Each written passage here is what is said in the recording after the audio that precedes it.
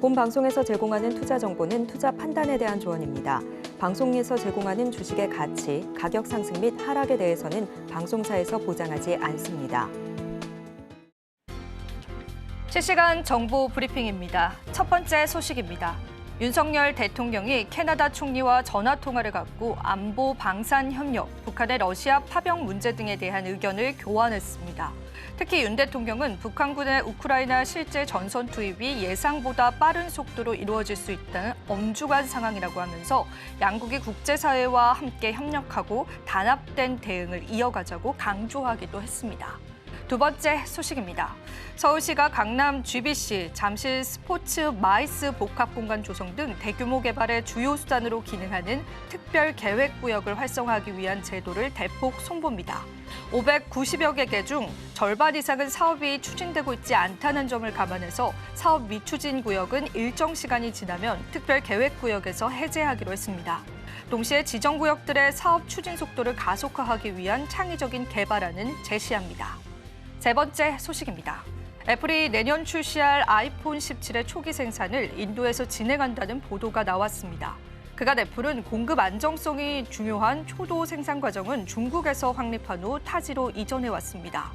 애플이 내년 출시 예정인 아이폰 17 기본 모델 생산 초기 단계를 인도 폭스콘 공장에서 진행하고 있다고 하면서 애플의 공급망 다각화 노력과 인도 엔지니어 역량에 대한 신뢰를 보여준다고 보도하기도 했습니다. 마지막 소식입니다.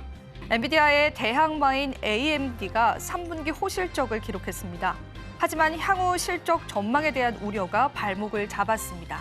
AMD는 올 4분기 매출 75억 달러를 기록하고 AI 가속기 매출이 50억 달러를 넘어설 것이라고 밝혔습니다. 시장이 예상하던 75억 5천만 달러에 달았습니다. 당초 예상보다 매출이 부진할 것으로 예상되는데 그에 따른 수익성에 대한 의구심이 커져간다는 해석입니다.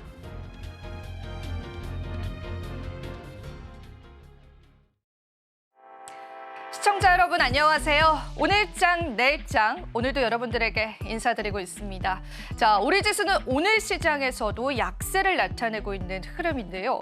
일단은 거래 대금 자체가 상당히 미비합니다.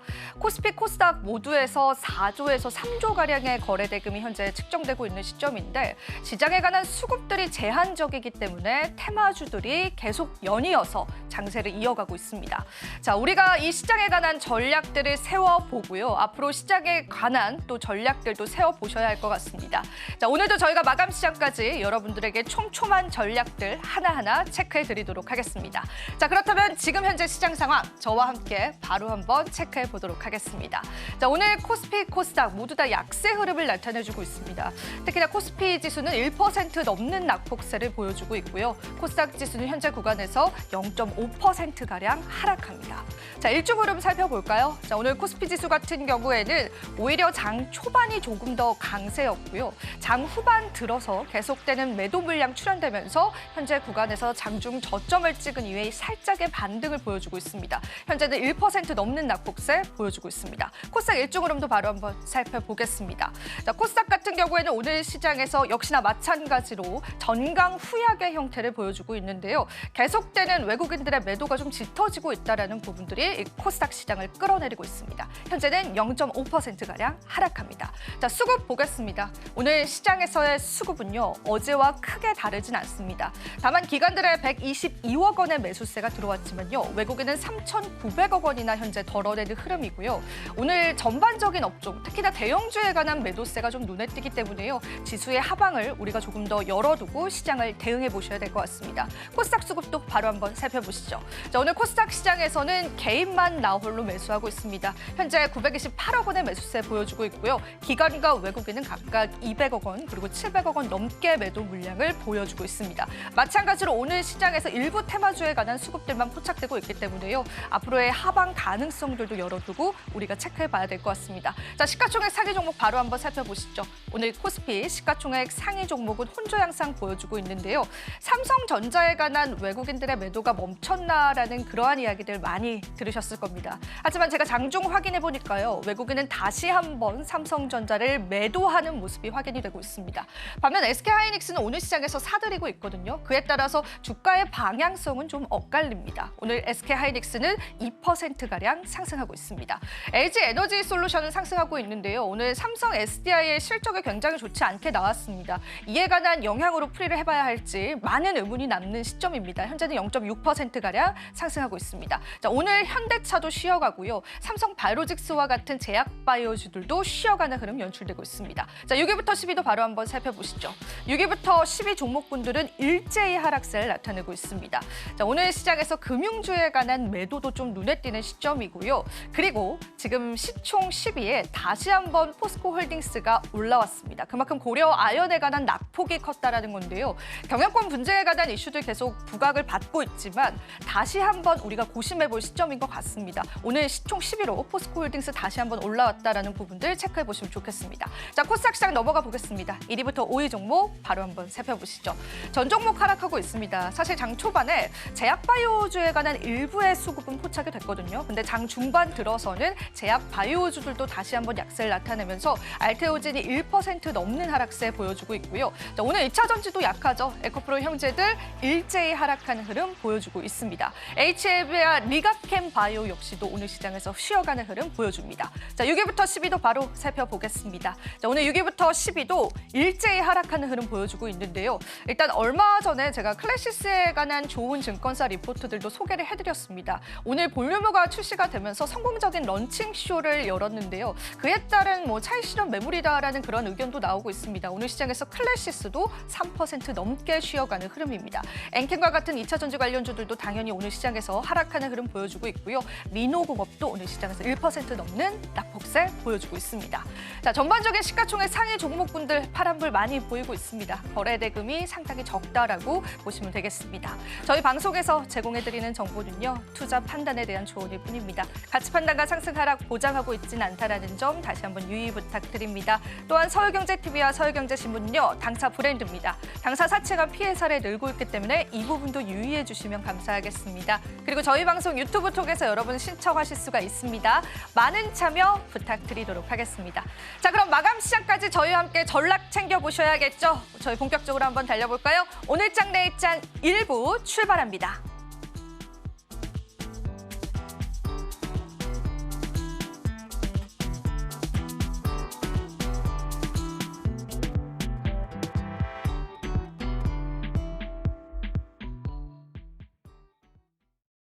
네, 오늘도 마감 시장까지 저희와 전략들 챙겨보시면 될 것 같습니다. 자, 오늘도 함께해 주실 분 소개해드리겠습니다. 나도 투자자문의 이재규 본부장님 함께해 주셨습니다. 본부장님 반갑습니다. 안녕하세요. 네, 오늘 시장도 여전히 약세입니다. 그 본부장님에 관해서 저희가 또 굉장히 많은 인사이트가 필요할 것 같습니다. 자, 오늘도 시장 한 줄 평 좀 부탁드립니다. 네, 일단 방향성이 굉장히 없는 것 같습니다. 방향성이 없는 증시다라는 말씀 드리고 싶고요. 지금 이제 코스피가 이틀 정도 반등을 했죠. 삼성전자와 거의 같이 움직였다라고 보시면 좋을 것 같은데 오늘은 다시 한번 밀림이 나오고 있습니다. 선물 시장에서 외국인들의 매도가 굉장히 공격적으로 나오고 있는데 여러 가지 분석이 지금 막 나오고 있어요. 장중에 많이 밀리고 있기 때문에 지금 좀 살펴보니까 금투세와 관련되어 있는 내용들도 조금 영향을 미치고 있는 게 아닌가라고 생각이 되고요. 고려 아연이 급락이 나오다 보니까 지수도 어느 정도 왜곡이 되는 현상이 있지 않나라고 생각이 되고 있습니다. 이제 시장에 대해서 어느 정도 신뢰감을 많이 잃고 있는 상황이라고 저는 생각을 하고 있는데 이런 과정일수록 저는 좀 더 기준과 원칙을 가지고 매매를 하셔야지 이 시장에서 살아남을 수 있다는 말씀을 드리고 싶고요. 우리가 이제 다음 주가 되면 미국의 대선입니다. 맞아요. 미국의 대선이 지나고 나면 어떤 식으로든 방향이 명확해질 가능성이 높아요. 만약에 지수 자체가 밀린다라고 하더라도 분명히 강세 업종은 나올 가능성이 높다라고 보고 있거든요. 그래서 지금 당장에는 좀 힘들다라고 하더라도 다음 주까지는 우리가 좀 버텨볼 필요가 있지 않을까.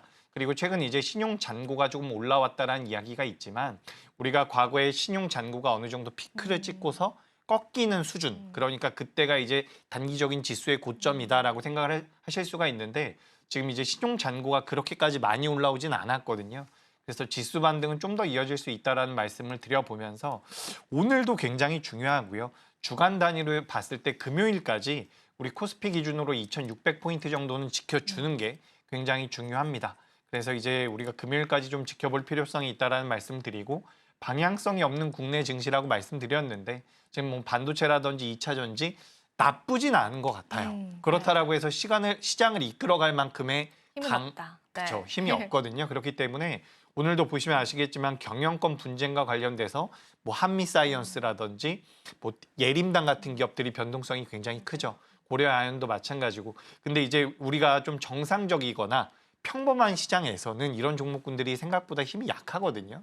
근데 최근에 우리 시장에서 이런 종목군들이 변동성을 굉장히 키워나가고 있다는 것은 시장이 좀 약하다라는 반증이 아닐까라고 말씀을 드리고 싶습니다. 그래도 힘내서 우리가 이제 이 증시 이후에는 방향성이 좀 나올 것이다라는 이야기로 정리 드려보도록 하겠습니다. 오늘 한 줄 평이 이제 너무 좋은 것 같습니다. 정말 방향성 없는 국내 증시를 우리 투자자분들이 그대로 경험을 하고 계신 것 같은데요. 사실 어제 장 후반 들어서 금투세 관련한 이슈들이 나오면서 시장을 살짝 끌어올리는 그런 느낌이 보여졌는데 오늘 시장 딱 문을 열어보니까 역시나 좀 지지부진했고 거래대금 측면에서도 좀 아쉬운 부분들이 많이 남습니다. 말씀해 주신 것처럼요. 우리가 조금만 더 힘을 내고 버틴다면 시장의 방향성 나오지 않을까 조심스럽게 좀 예상을 해보고 있습니다. 본부장님 저희 좀 힘을 내고 이 시장을 잘 이겨내야겠죠? 네, 일단 매크로적인 부분에서 지금 미국의 국채 금리가 계속해서 올라가다가 맞아요. 살짝 꺾였거든요. 근데 우리가 지금 시장의 흐름을 전반적으로 놓고 봤을 때 이 미국의 국채 금리가 꺾이는 것과 미국의 달러 강세가 완화되는 것이 우리 시장에는 도움이 돼요. 근데 지금 이 두 개가 계속해서 가파르게 올라가고 있었던 상황이고 이 부분은 트럼프의 당선 가능성에다가 매크로적인 지표에서 베팅을 하고 있다라고 보시면 좋을 것 같은데 만약에 트럼프가 당선이 된다라고 한다면 뭐 불확실성 제거로 인해서 이 부분이 안정화가 될 가능성이 있다라고 생각을 하는 거거든요. 그래서 우리가 지금 반도체에 대한 업황이라든지 2차 전지에 대한 업황도 분석하는 것이 중요하지만 실제로 글로벌 시장에서 더 큰 자금은 이쪽에서 움직일 가능성이 높다라는 거죠. 그래서 만약에 트럼프가 당선이 되더라도 불확실성 제거로서 미국의 국채 금리가 꺾이고 뭐 달러 강세가 어느 정도 완화된다라고 한다면 우리 시장도 반등은 해줄 수 있을 것이다라고 생각을 하고 있습니다. 추가적으로 만약에 해리스가 당선된다라고 한다면 이 또한 우리 시장에는 어떻게 보면 긍정적인 영향을 줄 가능성이 높기 때문에 전 좀 버텨보는 게 어떨까라고 말씀드리고 싶고요. 참 이런 말씀드리기 굉장히 죄송한데 최근 한 달 동안 우리나라 시장 2달 동안 굉장히 어려웠습니다. 근데 여기서 우리가 좀 냉정하게 시장을 본다면 지금 삼성전자에 대한 외국인들의 매도가 굉장히 많았거든요. 근데 실질적으로 전체적인 시장을 기준으로 봤을 때 선물 시장에선 외국인들의 매도 물량이 생각보다 적어요. 그러니까 선물 시장에서 잘 컨트롤을 하면서 우리나라 시장에서 수익을 내갔다라는 뜻이거든요. 그러니까 지수 자체는 많이 밀렸지만 선물에서의 공격적인 매도가 없었다라는 것은 참 씁쓸한 부분이기도 합니다. 근데 이런 부분들이 대선 이후에는 좀 안정화가 될 가능성이 높다라는 말씀을 드리고 지금 우리나라가 뭐 포워드 PER이나 PBR 기준으로 봤을 때는 현재 수준에선 반등이 나와야 돼요. 근데 우리가 저점을 완벽하게 대바닥이다라고 잡아들이긴 어렵죠. 근데 이 구간에서 좀 버텨낸다라고 한다면 자연스럽게 좀 올라올 수 있지 않을까라고 생각이 되기 때문에 또 한 번 힘내자라는 말씀 드리도록 하겠습니다. 네. 저희가 또 열심히 또 전략 챙겨드리니까요. 힘내면서 저희가 대선 이후에 그런 전략들을 좀 구체적으로 잡아봐도 좋을 것 같아요. 저도 한 가지 좀 우려했었던 부분이 이제 BOJ에 관한 금리 인상 시사였는데 이 부분도 이제 금리 동결 쪽으로 좀 분위기가 흘러가고 있습니다. 그래서 우리의 매크로적인 어떤 변수들은 하나둘씩 좀 해결되어 가고 있다라고 보셔도 좋지 않을까 그렇게 생각이 듭니다. 자, 그럼 오늘 또 시장에 관해서 깊이 있게 이야기 좀 나눠볼게요. 저희가 지금 M7에 관한 실적 발표를 좀 시장에서 계속 겪고 있잖아요. 뉴욕 증시에서도 관련한 흐름 있지만 이게 국내 증시에서도 좀 올라오는 느낌입니다. AMD에 관한 실적 발표가 나고 나서 사실 AI 관련주들이 장 초반에는 조금 움직이는 흐름도 보여줬거든요. 그래서 우리가 이런 빅테크 기업들의 실적을 우리 국내 증시에 얼마나 좀 적용을 시켜봐야 되는지 한번 이야기를 들어봐도 될까요? 네, 일단 뭐 알파벳이랑 그리고 또 어디였죠? AMD랑? AMD의 실적이 나왔죠. 그래서 알파벳은 시간외 단일가에서 좀 올라왔고 그리고 이제 알파벳 말고 AMD 같은 경우는 하락을 했습니다. 마이너스 7% 정도 밀렸더라고요. 그래서 가이던스가 좀 부족했다. 시장의 예상치를 하회했다라는 부분들이 있는데 사실 이제 우리나라 기업들 중에서 이런 미국의 기업들과 1대1로 매칭이 돼서 변동성을 보이는 기업들도 뭐 찾아보면 있겠지만 전 이번에 미국에서 빅테크 기업들의 실적이 발표가 되면서 무엇을 봐야 되는지에 대해서 좀 말씀을 드리고 싶습니다. 그게 뭐냐면 지금 빅테크 기업들이라고 하는 것은 우리가 뭐 시대의 흐름이라고 할 수 있는 AI 쪽에 대한 모멘텀이죠.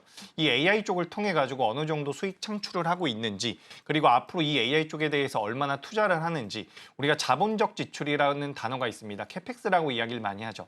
설비 투자의 뭐 상위 개념이라고 보시면 좋을 것 같은데, 이 캐펙스가 어떤 식으로 진행되는지도 굉장히 중요해요. 그러니까 제가 좀 설명을 드려보도록 하겠습니다. 일단 50만큼 투자를 했었던 빅테크 기업이 있다라고 한번 해보죠. 50만큼 투자를 하다가 갑자기 이제 100만큼 투자를 한다라고 한다면 50을 기준으로 봤을 때 100%의 증가율이 나오는 겁니다. 그죠? 50 투자하다가 100 정도 투자를 한다라고 한다면 100%가 늘어난 거죠. 근데 이 100에서 그 다음 투자할 때는 110만 투자한다라고 한다면 증가율이 10%밖에 되지가 않습니다. 그렇기 때문에 증가율이 둔화될 가능성이 높다라는 거죠. 그래서 지금 AI 쪽 같은 경우는 사실 캐펙스 투자, 우리가 설비 투자라든지 이 업황에 대한 개선, 수요 쪽에 대해서 계속해서 투자를 한다는 이야기들이 많이 나오고 있지만, 이 투자의 정도가 꺾인다라고 한다면, 쉽게 말씀드려서 기울기가 꺾인다라고 한다면 이것들은 이 반도체 업황에 대한 부담으로 작용될 가능성이 굉장히 높다라고 보고 있습니다. 그래서 지금 뭐 메타도 마찬가지고요, MS도 마찬가지고요. 실적이 나왔을 때 AI 쪽에 대한 투자를 어느 정도 진행을 하는지를 우리가 파악할 필요가 있다라는 말씀을 드리고, 이 부분들이 가장 많은 영향을 미치는 것은 아무래도 엔비디아가 될 가능성이 높습니다. 실제로 7월 달에도 AI 쪽에 대한 의구심이 들면서 빅테크 기업들의 실적이라든지 투자 캐펙스가 좋지 않았을 때 오히려 엔비디아가 하락을 했거든요. 이번에도 마찬가지로 빅테크 기업들의 주가 흐름이라든지 뭐 중요하겠지만, 이 기업들을 통해 가지고 AI 쪽에 대한 모멘텀들이 엔비디아에 어떤 영향을 미치는지, 이 엔비디아가 또 우리나라에 영향을 많이 미치지 않습니까? 맞아요. 그렇기 때문에 지금 미국에서 뭐 개별적으로 미국 주식을 매매하시기 때문에 기업마다의 뭐 실적 추이를 따져보시는 분들도 계시겠지만, 큰 흐름에서 봤을 때는 AI 쪽에 대해서 어떻게 투자를 진행하고 있느냐, 그로 인해서 엔비디아가 어떨 것이고 우리나라 기업들이 어떨 것이냐, 이렇게 좀 연결고리를 지어가는 게 어떨까라는 말씀을 드리고 싶습니다. 그리고 또 한 가지 중요한 것은 이 캐펙스에 대한 이야기들은 사실 조금씩 나오고 있었던 부분인데, 실제로 AI 쪽에서 AI를 이용해서 얼마나 매출을 만들어내고 있는지도 굉장히 중요하거든요. 지금 알파벳 같은 경우는 AI를 이용해서 잘했다라고 이야기가 나오고 있어요. 메타 같은 경우도 아마 긍정적인 성과를 내놓을 가능성이 높은데, 이것도 중요한 게 뭐냐면 투자한 것 대비해서 얼마만큼의 수익이 나왔느냐, 이 부분입니다. 이게 드라마틱하게 개선되지 않는다라고 한다면 캐펙스가 줄어드는 것은 이 빅테크 기업들의 리스크로 작용될 가능성이 높다라는 거죠. 그리고 최근 들어서 이제 이 뭐 M5라든지 M6에 대한 시장의 이런 의구심들이 계속해서 이야기가 되고 있는데, 최근 한 달 동안, 두 달 동안, 세 달 동안 미 증시에서의 흐름을 놓고 본다면 M7의 주가 흐름보다 다른 기업들의 주가 흐름이 더 좋습니다. 그렇기 때문에 지금 우리가 온전히, 저도 이제 반도체 좋아합니다. 좋아하고 뭐 SK하이닉스, 삼성전자 다 좋아하는데, 좋아하는 건 좋아하는 거고요. 실질적으로 이제 미국에서 이런 부분들이 좀 꺾이고 있다는 것을 좀 인지하셨으면 좋겠다. 그래서 미국의 실적이 발표가 나온 것에 대해서 우리나라 기업이 뭐 1대1로 매칭이 돼서 변동성이 나오는 기업들도 있겠지만, 전반적으로 AI 쪽에 대한 추가 상승 여력 여부를 좀 따져보시는 게 어떨까라는 의견 드리겠습니다. 네, 사실 M7에 관한 회의론들은 일전부터 계속해서 또 시장에 흘러나왔던 부분인데, 네, 이 부분에 관해서 이제 본부장님도 어느 정도는 동의하는 그러한 또 이야기들 엿볼 수가 있었습니다. 그럼 저희가 여기서 이제 구체적으로 또 질문 사항을 드리고 싶은 부분들이, 그러면은 M7에 관한 밸류 체인을 가지고 있는 국내에 있는 주식들에 관해서는 이제 관심도를 조금 줄여볼까, 그런 시점일까요, 본부장님? 네, 뭐 삼성전자나 SK하이닉스를 말씀하시는 것 같고요. 또 2차 전지 쪽, 테슬라 쪽은 이제 2차 전지를 말씀을 하시는 것 같은데, 저는 이제 이 반도체나 2차 전지 쪽에 대해서 매매를 진짜 하고 싶다라고 한다면 미국 주식도 괜찮을 것 같아요.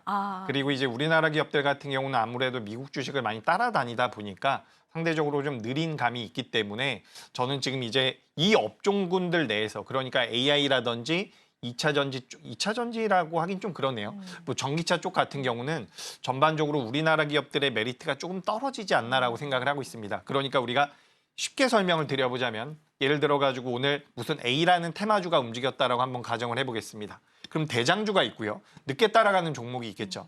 지금 우리나라의 흐름이 어떠냐면 미국에서 먼저 가고요. 우리나라 기업들이 따라가느냐 마느냐. 그러니까 테마군으로 우리가 따져본다라고 한다면 대장주와 밑에 있는 종목군들 수준으로 우리나라 기업들이 움직임을 보이고 있기 때문에, 지금 반도체와 2차 전지 쪽에서는 대장이 되기가 좀 어렵다라고 저는 판단을 하고 있습니다. 근데 이런 과정에서 굉장히 큰 변화가 있죠. 미국의 뭐 대선도 있고요. 금리 인하라는 것도 있고요. 그래서 어쨌든 시장에 큰 변화가 이뤄지는 과정에서 반도체와 2차 전지가 전 세계 시장에서 압도적인 수익률을 보여주지 못하고 있었던 현재 상태에서는 우리나라 기업들 중에서 그래도 다른 나라보다 잘하고 있는 게 뭐가 있을까?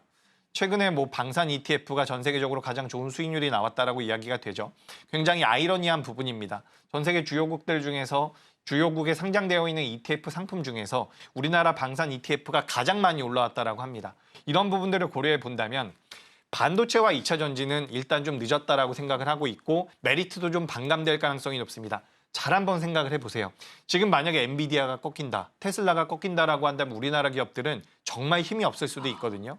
근데 반대로 생각을 해서 우리나라 기업들이 지금 그래도 좀 앞서 나가고 있는 쪽을 공략해 본다면 비교 우위에 있지 않을까. 그러니까 삼성전자나 SK하이닉스나 뭐 LG에너지솔루션이나 저는 개인적으로 2차 전지도 굉장히 좋게 보고 있는데 미국 주식과 우리가 비교를 해본다라고 한다면 미 시장의 영향을 많이 받는 기업들 말고 오히려 우리나라에서 좀 독자적인 흐름을 보일 수 있는 종목군들을 공략해보면 상대적으로 낫지 않을까라고 생각이 됩니다. 그래서 방금 전에 제가 방산 잠깐 말씀드렸는데 방산도 그럴 가능성이 높고요. 원전 같은 경우도 사실 미국 쪽이 더 잘하고 있는데 원전 같은 경우는 그래도 우리나라 기업들이 또 탄력도는 따라갈 가능성이 있다라고 생각을 하고 있기 때문에 잘 선별을 해보실 필요가 있지 않을까.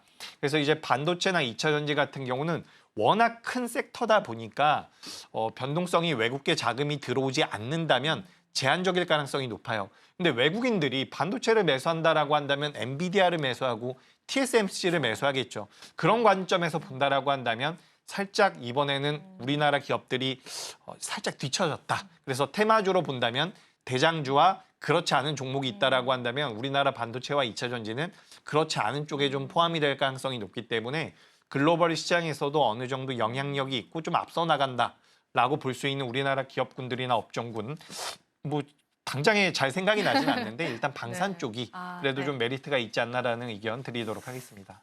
이게 정말 중요한 이야기인 게요. 우리가 시장에 관한 전반적인 흐름을 좀 파악을 해야 합니다. 우리가 M7에 관한 이제 뉴욕 증시에서의 탄력도가 줄어든다면 그 자금들이 국내 시장의 관련주들에게 오지 않는다라는 거죠. 그래서 지금 현재 우리가 주목해볼 섹터군들에 관해서도 본부장님이 좋은 전략들을 해주셨거든요. 여러분들이 한번 복귀해 보시면서요. 시장의 흐름들 잘 파악을 해보시면 좋을 것 같습니다. 자, 저희가 또 이어서 오늘 시장의 이슈들과 섹터들 준비해봤습니다. 은혜로운 섹터 통해서 여러분들 만나보실 수 있고요. 잠시 뒤에 은혜로운 섹터 이어집니다.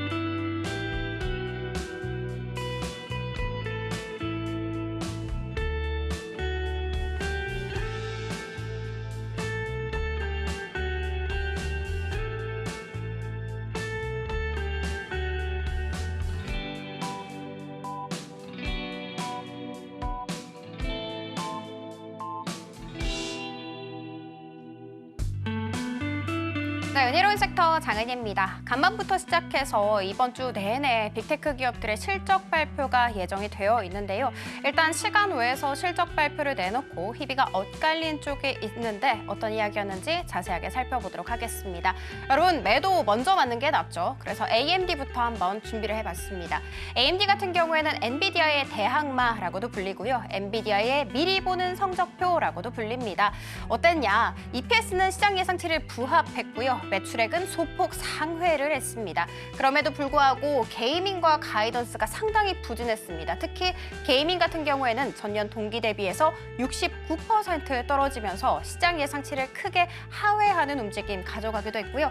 가이던스 같은 경우에는 4분기 매출이 시장의 컨센서스를 크게 밑도는 움직임 보여주기도 했습니다. 그래서 시간 외에서 급락세를 보였어요. 그럼에도 불구하고 좋은 쪽은 있죠. 데이터 센터 이야기 해볼까 합니다. 데이터 센터 콜센터 같은 경우에는 전년 동기 대비해서 122% 폭증을 하게 되면서 여전히 AI 수요가 폭발적으로 일어나고 있구나라는 것을 이렇게 증명을 하는 데 성공을 했습니다. 그리고 호실적을 보였던 쪽은 바로 알파벳입니다. EPS와 매출에 모두 시장 예상치를 상회했고요. 그리고 조금 더 디테일하게는 유튜브 광고 매출에 있어서는 전년 동기 대비해서 12%, 그리고 구글 클라우드 매출에 있어서는 전년 동기 대비 35% 증가했습니다. 특히 직전 분기에 사실 이 유튜브 광고 매출이 별로 좋지 않았어요. 어닝 미스를 내면서 주가가 급격하게 밀려나는 움직임 보였었는데 그 우려를 이번에 잘 불식을 시켜주게 된 것이죠. AI 산업은 통상적으로 청바지와 곡괭이를 파는 사람, 그리고 금을 캐는 사람, 이렇게 두 가지로 나뉩니다. 시장이 걱정했던 쪽은 이 청바지와 곡괭이 파는 사람만 돈을 벌고 금을 캐는 사람은 진짜 이 돈을 쓰기만 하고 돈을 못 버는 게 아니냐, 이런 우려였거든요. 그런데 아니었습니다. 금을 캐는 사람이었던 알파벳에 의하면, 그리고 CEO에 의하면 AI 투자를 통해서 우리는 검색과 클라우드, 유튜브 쪽에서 구체적인 혜택을 잘 얻었다, 이렇게 이야기를 하면서 우려를 불식을 잘 시켜주는 모습이었죠. 자, 그리고 또 다른 이슈도 있습니다. 일론 머스크가 이끌고 있는 AI 기업인 xAI가 투자 유치를 받을 거라고 하는데 중요한 점은 이겁니다. 기업 가치가 지금 현재 55조 원으로 평가를 받고 있거든요. 그런데 딱 5개월 전에 평가받았던 기업 가치에 비해서 무려 60% 이상 폭증을 한 것을 우리는 알아갈 수 있습니다. 그래서 오늘 AI 소프트웨어 관련 종목들이 전반적으로 빨간불을 켜내고 있고요. 그 안에서 비트나인 같은 경우에는 오늘 장중한 때 상한가 터치하는데 성공을 하기도 했고, SP소프트 같은 경우에는 개별 호재까지 함께 있었습니다. 마이크로소프트의 코파일럿용 가상 OS 출시한다라는 소식 속에 두 자릿수 강한 상승 탄력 보이기도 했습니다. 자, 그리고 두 번째 이슈로 들어가 보도록 하겠습니다. 두 번째 이슈는 웹툰으로 준비를 해봤습니다. 오늘 고공행진을 하고 있더라고요. 어떤 이야기였냐. 탑코 미디어의 일본 웹툰 플랫폼인 탑툰 재팬이 누적 가입자 수 334만 명을 돌파하는 데 성공을 했다고 합니다. 실제 이 수치 같은 경우에는요, 지난 4월과 대비했을 때 37.4% 늘어난 수치, 그러니까 딱 5개월 만에 거의 100만 명 가까운 신규 가입자를 유치하는 데 성공을 한 것입니다.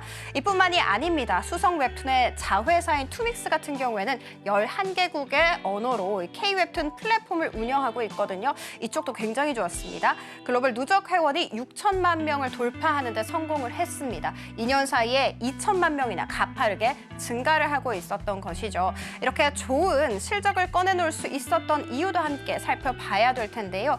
일단 네이버 웹툰이 나스닥 시장에 상장을 하게 되면서 K-웹툰이 전반적으로 흥행을 성공할 수 있었다라는 점, 그리고 두 번째 같은 경우에는 웹툰뿐만이 아니라 K 콘텐츠가 정말 글로벌적으로 인기를 끌고 있잖아요. 그 낙수 효과로 웹툰까지 잘 미치게 된 것이죠. 이 같은 소식 속에 오늘 관련 종목들 흐름 좋습니다.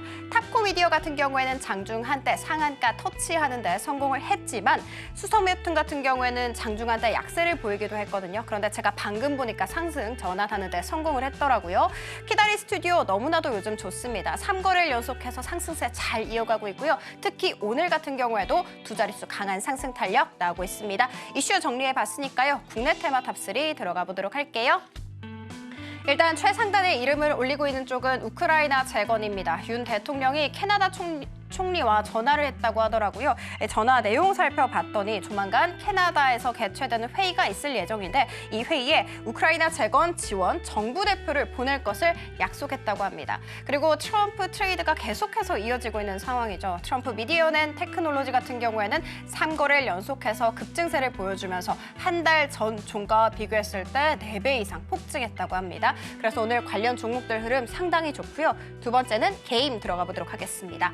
증권사 리포트에 따르면 이 대형 게임사들을 중심으로 해서 시장 구조가 개편될 것이라고 합니다. 그러면서 NC소프트, 시프트업, 펄어비스 이렇게 3가지 종목을 탑픽으로 제시하는 모습이었고, 어제 또 중국의 외자판호 발급 이슈도 있었고요. 11월 14일부터 지스타도 개최됩니다. 이런 여러 가지 기대감 모아지게 되면서 오늘 전반적으로 강세를 보여주고 있습니다만, 안타깝게도 펄어비스 같은 경우에는 약세를 보이기도 했다라는 거 말씀드리면서 마지막 들어가 보도록 할게요. 가상화폐로 준비를 했습니다. 세 가지 이슈 있습니다.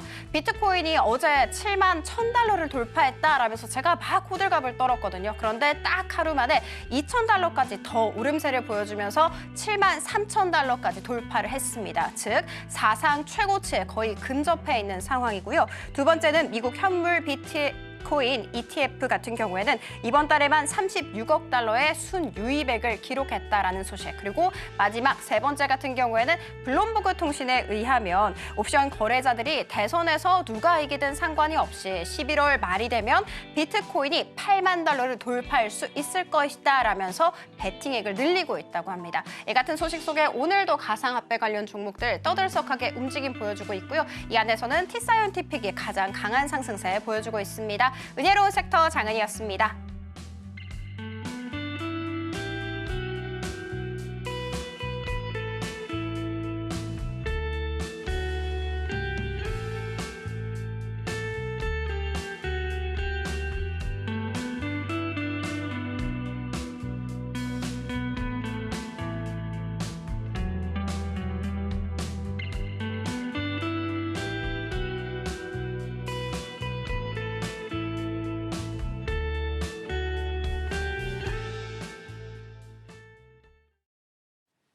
네, 은혜로운 섹터 여러분 함께 보고 오셨습니다. 오늘도 시장을 뜨겁게 달구는 이슈들은 존재하고 있습니다. 자, 본부장님과 함께 우선은 이제 비트코인 관련주에 관한 이야기들을 좀 나눠볼까 합니다. 1억 원을 하나로 재돌파하면서 국내 관련주들도 들썩이는 흐름이 보여주긴 한데요. 자, 우리가 이 부분은 또 증시에서는 어떻게 해석을 좀 해봐야 할지 한번 진단 받아볼까요? 일단 비트코인이 트럼프 쪽에 대한 수혜를 받을 것이다라는 이야기가 있었는데 해리스도 이 가상화폐 쪽에 대해서 우호적인 스탠스를 취하고 있죠. 그래서 시장에서는 뭐 이 대선과 관련돼서 자금이 들어온다라는 이야기가 있는데 우리가 이제 본질적으로 좀 생각해 볼 필요가 있습니다. 이 비트코인 같은 경우는 반감기라는 게 있어요. 반감기라는 것은 이제 채굴이 되는 비트코인의 물량이 절반으로 줄어드는 건데 지난 2016년도와 2020년도와 그리고 2024년도 올해 4월 달쯤에 반감기가 있었거든요. 근데 과거에도 반감기 이후에 6개월에서 5개월 차에 그 가격의 상승이 나왔다라는 맞아요. 거죠. 2016년도 같은 경우는 6개월 후에 상승이 나왔고요. 2020년도 같은 경우도 또 5개월 후에 상승이 나왔다라고 이야기가 되고 있기 때문에 올해 4월 달에 반감기가 지나간 비트코인 같은 경우는 어떻게 보면 시기상 반등이 좀 나올 수 있을 때가 되지 않았나라고 저는 생각을 하고 있습니다. 그래서 지금 트럼프와 관련되어 있는 모멘텀, 뭐 대선과 관련되어 있는 모멘텀도 붙고 있지만 그냥 비트코인 자체의 메리트도 좀 부각되고 있지 않나라고 생각을 하고 있고요.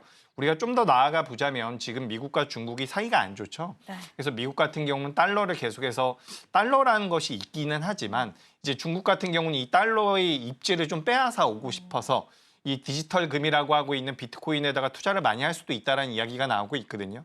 그래서 계속해서 미국과 중국의 이런 완력 다툼에도 가상화폐가 이용이 될 가능성이 높다라는 말씀을 드리고 싶습니다. 그래서 지금 비트코인의 가격이 굉장히 탄력적으로 잘 올라가고 있는데 일단 비트코인에 대해서 관심이 있다라고 한다면 비트코인을 매매하시는 게 가장 좋기는 해요. 다만 이제 비트코인을 매매하기가 좀 어렵다라고 한다면 우리나라 기업들을 매매하시는 게 좋은데 일단 우리나라에도 가상자산 거래소가 있습니다. 우리나라 가상자산 거래소가 전 세계적으로도 거래 대금이 가장 많은 수준이에요. 맞아요. 업비트라든지 비썸 같은 네. 곳이 있는데 업비트를 이제 운영하고 있는 두나무라는 회사의 지분을 가지고 있는 기업이 우리기술투자라는 기업이죠. 그래서 오늘도 이제 우리기술투자가 장 초반에는 한 8% 정도까지 올라갔다가 지금 윗꼬리가 좀 달렸는데 실제로 이제 이 가상화폐에 대한 관심도가 높아져서 가상자산 거래소에서 거래가 많이 되면 수수료가 나오기 때문에 매출이 늘어날 겁니다. 그래서 어떻게 보면 진짜로 수혜를 받을 수 있는 기업이긴 해요. 하지만 이게 비트코인의 가격에 연동되는 부분들이 많기 때문에 그 점을 좀 유념하셨으면 좋겠고 최근에 이제 이 비트코인에 들어가고 있는 기술이 우리가 블록체인이라고 이야기를 하죠. 근데 이 블록체인 기술이 들어간 게 비트코인뿐만 아니라 이 STO에도 블록체인 기술이 들어가고 있거든요. 근데 이 STO 같은 경우도 법제화를 다시 하겠다라는 내용들이 나오면서 어제 같은 경우는 이제 서울 옥션이 굉장히 좋은 모습을 보였었죠. 그래서 우리가 이 가상화폐 쪽 같은 경우는 비트코인과 뭐 STO와 NFT 이렇게 좀 엮어가지고 좀 생각을 해보실 필요가 있고 사실 이게 잘 와닿지 않으실 수 있어요. 그래도 우리가 테마성을 가지고 변동성이 나오고 있는 종목군들에 대해서 좀 트레이딩의 그런 매매의 욕구를 좀 느끼신다라고 한다면 전 관심 있게 보시는 것도 나쁘지 않다라고 생각을 하고 있습니다. 그리고 좀 이제 우량한 종목을 보신다라고 한다면 한화투자증권 같은 경우도 이제 지분을 가지고 있거든요. 두 나무의 지분을 가지고 있기 때문에 이런 기업들 같은 경우는 추후에 좀 안정적인 흐름을 보일 수가 있을 것이다. 이렇게 말씀을 드리고 싶습니다. 그리고 우리가 가상화폐 쪽을 좀 더 투자 아이디어를 확장해 본다면 게임 쪽과 또 연동을 해볼 수가 있거든요. 우리가 요즘에 게임주들도 주가 흐름이 괜찮게 나오고 있습니다. 지금 시프트업 같은 경우도 중국의 판호 발급 소식이 나오면서 변동성이 상방으로 좀 나오고 있고요.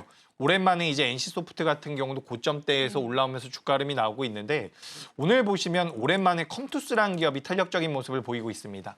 7% 가까이 올라오거든요. 정확히 따져보자면 원래 컴투스 홀딩스가 올라와야 되는데 오늘 이제 컴투스가 올라오고 있습니다. 물론 컴투스 홀딩스도 지금 주가 흐름이 좋습니다. 이런 기업들 같은 경우는 코인원이라고 하는 또 가상자산 거래소에 대한 지분을 가지고 있기 때문에 주가의 변동성이 나오고 있다. 게다가 이제 게임사들 중에서 이런 코인이라든지 토큰을 가지고 있는 기업들이 있거든요. 뭐 대표적으로 위메이드가 있겠죠.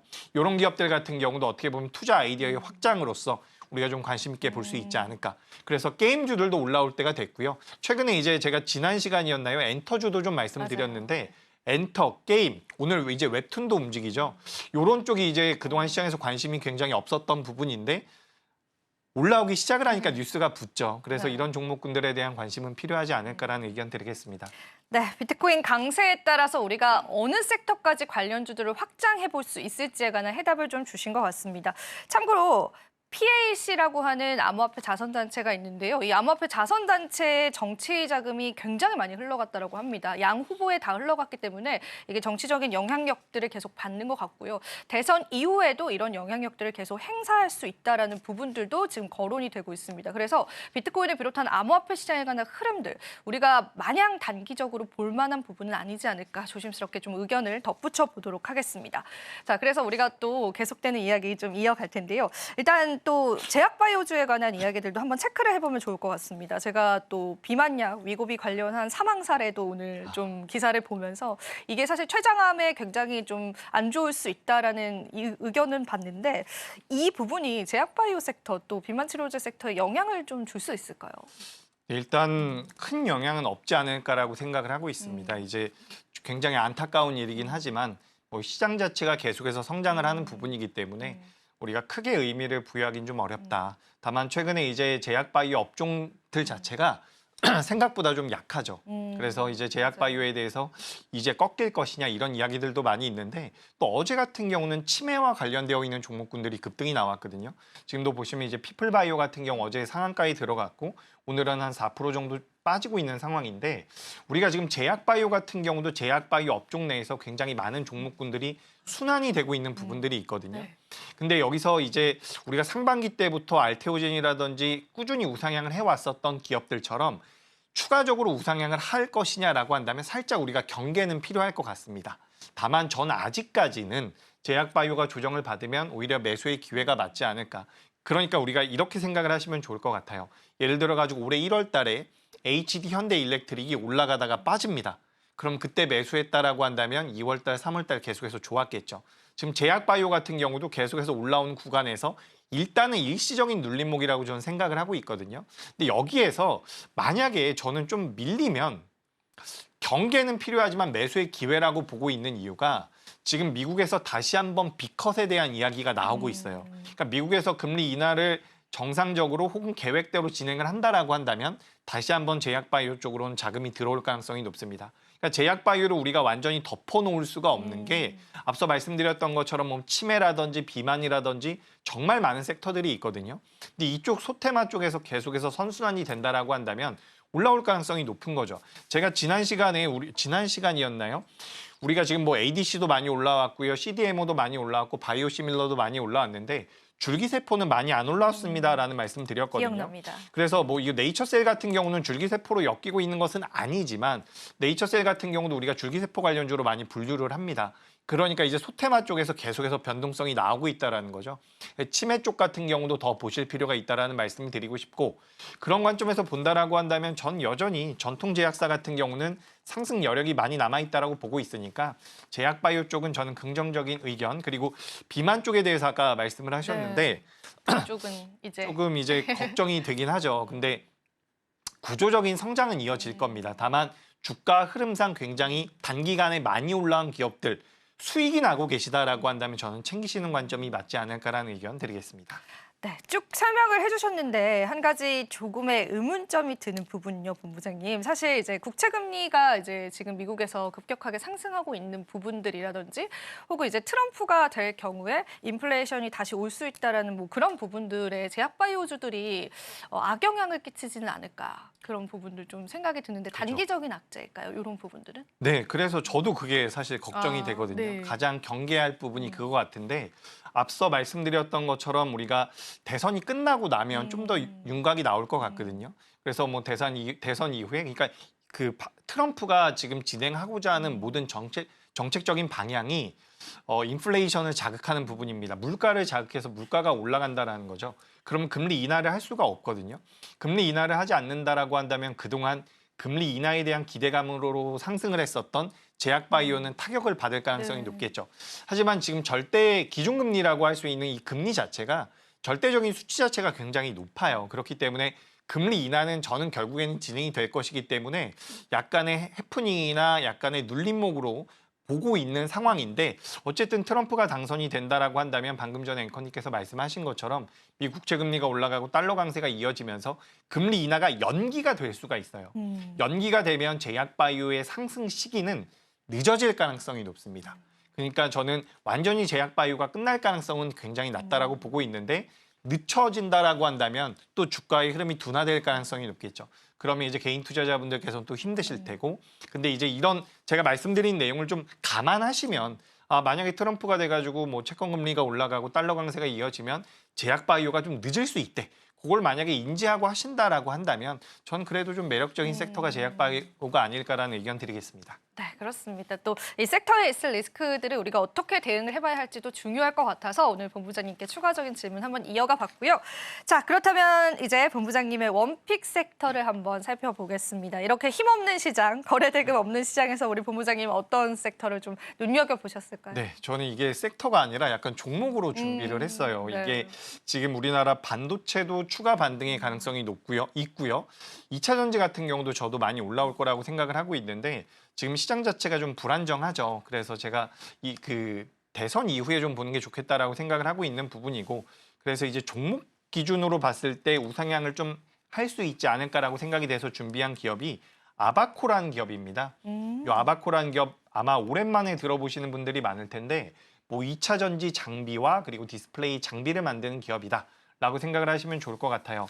근데 우리가 여기서 투자 아이디어를 어떻게 제가 가지고 왔냐면, 지금 2차 전지 쪽 같은 경우는 전반적으로 안 좋다라는 이야기들이 많았죠. 근데 아바코 같은 경우는 2분기 실적에서도 3분기에서도 이 2차 전지와 관련되어 있는 장비 매출이 사상 최대치가 나왔습니다. 그렇기 때문에 이제 업황 자체가 안 좋음에도 불구하고 견고한 실적을 내고 있다는 것은 업황 자체가 돌아설 경우에는 굉장히 폭발적인 성장도 가능하지 않을까라고 생각이 돼서 일단 2차 전지 쪽에 대한 매출이 많이 나오는 회사거든요. 그래서 한 가지 모멘텀으로 준비를 했고, 또 한 가지는 뭐냐면 디스플레이 쪽입니다. 우리가 올해 들어서 디스플레이 관련돼 가지고 몇몇 종목군들이 좋은 변동성을 보였는데, 그중에서 가장 탄력적인 모습을 보였었던 기업 중에 하나가 뭐냐면 선익 시스템이라는 기업이 있었어요. 선익 시스템이 올해 2월 달 2만 원대에서 6월 달에 7만 5천 원대까지 거의 200% 정도가 상승이 나왔거든요. 당시에 선익 시스템이라는 기업이 상승을 했었던 명분은 중국 기업에다가 납품을 한다는 모멘텀이었습니다.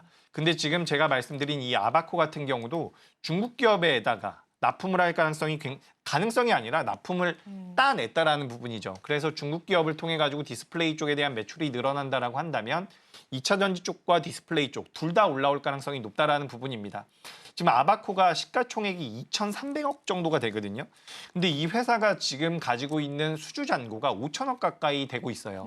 4,800억 정도 된다라고 이야기가 되고 있는데, 이런 부분들이 실적에 안정적으로 반영이 된다라고 한다면 저는 아바코는 좀 더 올라올 가능성이 높지 않을까 라고 생각이 돼서 다른 기업들, 다른 업종에서 이제 종목을 선택하는 것도 굉장히 중요하지만 지금 주가 흐름이 좀 잘 나오고 있거든요. 최근에 계속해서 양봉도 만들어지고 있고요. 그래서 저는 아바코를 좀 관심 있게 보시는 게 어떨까라는 의견 드리도록 하겠습니다.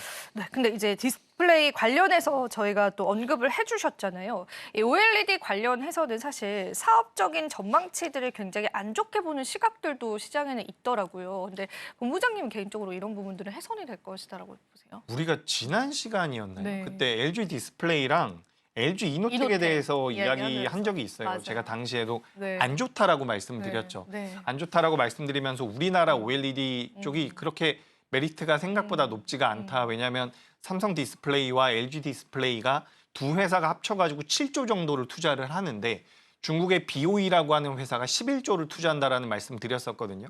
그리고 나서 이제 주가 흐름도 생각보다 좋지가 않은데 제가 방금 전에 말씀드린 아바코 같은 경우는 이 BOE에다가 납품을 하기 시작을 했습니다. 굉장히 좀 씁쓸한 부분이죠. 중국 기업을 통해 가지고 매출이 나온다라는 것이 아바코라는 기업 입장에선 저는 메리트가 되지 않을까라고 생각을 하고 있습니다. 그래서 우리가 중소형 디스플레이 쪽에서는 삼성 디스플레이 상장이 되어 있지는 않지만 삼성 디스플레이가 전 세계에서 가장 잘하고 있고요. 대형 디스플레이 같은 경우는 LG 디스플레이가 가장 잘하고 있는데 BOE를 무시할 수가 없다. 그렇기 때문에 저는 이 아바코 같은 경우는 BOE 쪽으로 매출이 나오는 부분이 저는 오히려 메리트가 되지 않을까. 그래서 LG 이노텍이라든지 뭐 이제 애플과 관련된 종목군들을 우리가 OLED 관련주로 많이 분류를 하고요. 뭐 애플의 주가 흐름에 따라서 연동된다라는 이야기들도 많이 있는데 그것보다는 이제 우리가 디스플레이 업종들은 디스플레이 개별 기업들마다의 가치를 좀 보실 필요가 있지 않을까라고 생각이 돼서 업황 자체에 대한 기대감이 지금 그렇게 높지는 않습니다. 뭐 지금 뭐 반도체라든지 2차 전지보다 디스플레이 쪽에 대한 모멘텀 메리트가 클까라고 하면 그건 아니라고 보고 있거든요. 근데 이 아바코라는 기업은 독자적으로 중국에다가 납품을 하고 있기 때문에 이런 부분들이 좀 메리트로 작용하지 않을까. 그래서 OLED 쪽에 대해서는 전반적으로 좀 보수적. 아바코에 대해서는 중국향 매출이 나오고 있기 때문에 긍정적인 의견 드리겠습니다. 네, OLED 전반적인 산업에 관한 전망은 여전하시지만 아바코라는 기업에 관한 매출처들을 좀 주목을 해보면서 주가의 탄력들 여러분들 지켜보시면 좋을 것 같고요. 오늘 2차 전지 이제 장비 관련한 이제 원픽 종목을 가지고 와주셨는데 전반적인 2차 전지 장비에 관해서 우리 또 본부장님의 전망도 조금 궁금하거든요. 네, 장비주들 굉장히 어렵죠. 네, 너무 어려워서요, 사실. 어렵습니다. 그죠? 네. 셀 업체들도 LG 에너지 솔루션을 필두로 해서 좀 올라왔고 그리고 에코프로 머티 같이 이제 쇼티지가 날 수 있는 분야들도 조금씩 올라왔고 최근에는 또 이제 IRA죠. 그러니까 인플레 감축 법안이 네. 나오면서 그에 따라서 수혜를 받을 수 있는 분리막 기업들 같은 경우도 오랜만에 좀 변동성이 나왔거든요. 근데 장비주들 같은 경우는 아직까지 그렇게 탄력적이진 않습니다. 근데 이제 PNT라든지 CIS 같은 기업들 같은 경우는 수주 잔고가 넉넉해요. 그렇기 때문에 이런 기업들 같은 경우는 전 지금부터 모아간다라고 한다면 매력은 있을 거라고 보고 있습니다. 그러니까 저는 개인적으로 생각을 해봤을 때 2차 전지가 바닥을 잡았다라고 보고 있거든요. 2차 전지가 K즘 구간을 돌파하면서 반등이 나오면 일단 시장에서 관심도가 높은 셀사라든지 소재단이 먼저 움직임을 보이겠지만 그 다음에 이제 장비주들도 움직일 가능성이 높다라고 보고 있어요. 수주 잔고가 많은 기업들 위주로 좀 보시는 게 어떨까라고 말씀드리고요. 방금 전에 말씀드렸었던 PNT와 CIS를 보시는 게 어떨까라는 말씀을 드리고 싶은데 이 CIS가 지난 10월 11일쯤에 갑자기 급락이 한번 나왔어요. 네. 유럽의 고객사에서 이제 매출을 원래 만들어 줘야 되는데 매출이 안 잡히게 되는 상황이 나왔거든요. 그러면서 갑자기 급락이 나왔는데 이건 사실 CIS가 잘못한 게 아니란 말이에요. 그래서 수주 잔고가 다른 쪽으로도 충분히 채워져 있는 상황이고 이 기업 같은 경우는 전고체 쪽에 대한 모멘텀도 받아갈 수가 있거든요. 그래서 이제 저는 PNT도 좋고 CIS도 좋은데 CIS가 지난 10월 10일 날 나왔었던 급락이 어떻게 보면 매수의 기회가 될 수 있지 않을까라고 생각이 돼서 저는 CIS라는 기업도 좀 눈여겨보시는 게 어떨까라는 의견. 전극 공정과 관련됐고 전고체와 관련되어 있는 기업이다라고 보시면 좋을 것 같습니다. 네, 전고체 관련해서 CIS 그리고 또 추가적으로 PNT라는 기업까지도 장비주 단에서는 언급을 해주셨는데 그럼 이 본부장님께서 짚어주신 그러한 종목들, 기업들을 제외하고는 장비주 전반적으로는 아직까지는 조금 탄력 붙기 어렵다 이렇게 조금 판단을 하실까요, 본부장님? 그러니까 우리가 2차 전지가 처음에 움직였을 때 사업에 대한 그 사업 보고서의 정관 변경을 통해 가지고 2차 전지를 하겠다라는 기업들이 정말 많이 나왔거든요. 그러니까 2차 전지라는 이야기만 붙으면 주가가 급등이 나왔었던 그런 시기가 있었죠. 근데 시간이 좀 지나 보니까 옥석 가리기가 되더라고요. 그래서 과거처럼 2차 전지와 조금만 관련이 있다라고 해도 올라갔던 그런 상황은 안 나올 가능성이 높고, 오히려 말씀드린 대로 수주잔고라든지 매출단이 안정적으로 나오는 기업들 같은 경우는 시장에서 인정을 받고 있는 부분이라서 이런 기업들은 지금부터 더 빠질 가능성은 저는 굉장히 낮다라고 보고 있거든요.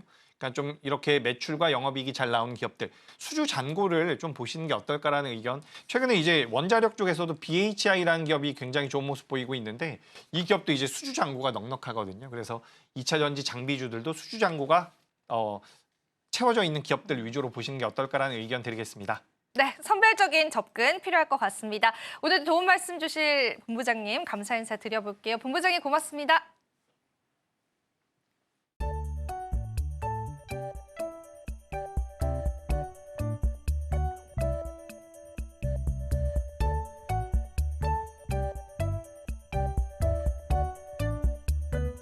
마지막으로 본 방송에서 제공해드리는 정보는 투자 판단에 대한 조언일 뿐입니다. 가치 판단과 상승 하락 보장하고 있지는 않다는 점 다시 한번 유의 부탁드립니다. 저희는 잠시 뒤 2부에서 오후장 전략 이어가도록 할게요. 시청해주신 여러분 고맙습니다.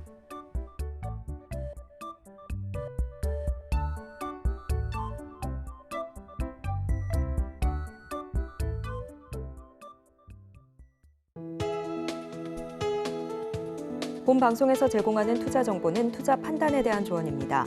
방송에서 제공하는 주식의 가치, 가격 상승 및 하락에 대해서는 방송사에서 보장하지 않습니다.